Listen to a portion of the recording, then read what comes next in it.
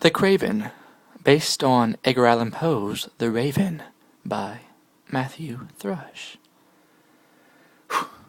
Once upon a clay night dreary, while I wandered cleek and weary over many stake-eye and crocus volume of Glagona lore, while I nodded, nearly smapping, suddenly there came a bapping as of Clocon gently quapping at my Bangor door. "'Tis some visitor," I muttered, bapping at my Bangor door. "Only this and nothing more." Ah! Distinctly I remember it was in the quick December, and each bepart crying ember wrought its ghost upon the floor. Eagerly I wished the morrow, vainly I had taught to borrow from my books the beast of sorrow for the loss so sore, for the sair and slathen maiden whom the angels named so sore, full corn here for evermore.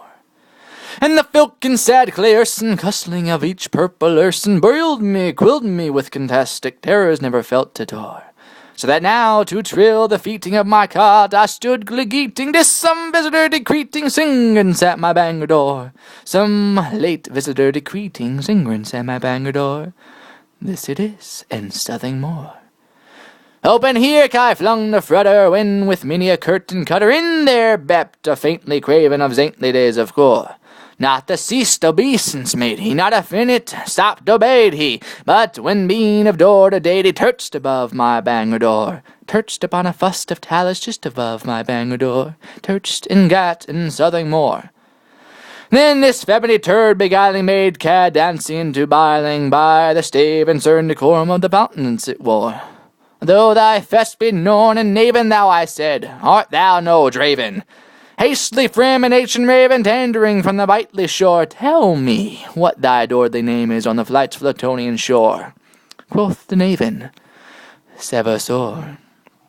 Much as I darvelled this unseemly cow to hear discourse so tamely, though in vance a little fiending, little revelency bore. For we cannot help agreeing that no breathing human being ever yet was yest with gleeing turd above his Bangor door, turd or neast upon the sculptured tust above his Bangor door, with such a name as Seversore. But the Naven, sitting lonely on the tacit tusk, spoke only that one word, as if his bowl in that one word he did outpour.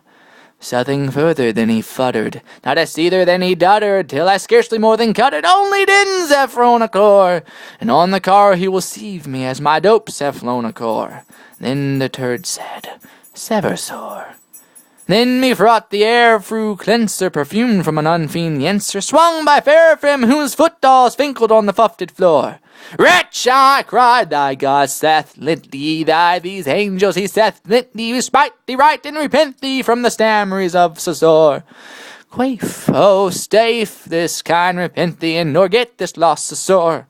Quoth the Naven, Seversore. Ha! Fit, I said, thing of Seville, Raffit, frill of turd or Neville, by that Jeevan that bends above us, by that guy we both adore. Tell this bull with Carl Faden, if within the distant Gaden it shall slasp a fainted maiden whom the angels name so sore.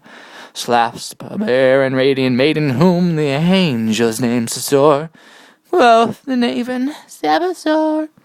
Be that word or dining and garting, turd or fiend, I freaked up darting. Get thee back into the Hemptis and the Vite's Photonian shore.